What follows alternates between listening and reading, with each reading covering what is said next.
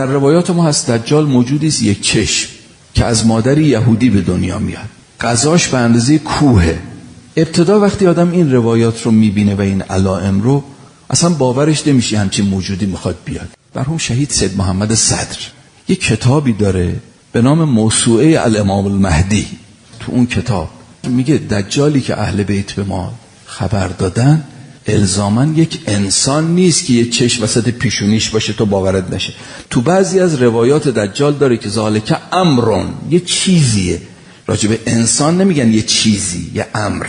ایشون میگه از قرائن روایی برمیاد که دجال اصلاً انسان نیست، بلکه یک فرهنگ فاسدی است که در آخرالزمان تولید میشه که معیارهاش معیارهای الهی نیست، معیارهای نفسانی است و اون فرهنگ فاسد همه جا رو میگیره و تمام این علائمی که تو روایات اهل بیت گفتن داره. اولا یک چشمه، یعنی اون فرهنگی که تولید میشه فقط چشم دنیایی داره، چشم مادی داره، چشم ملکوتی و الهی و آخرتی نداره، فقط چشمش به زمینه.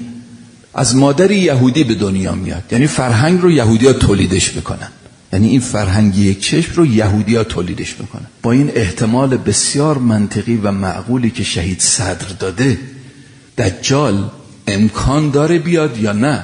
امکانش که چی؟ اصلا چه بسا سر بلند کرده و اومده.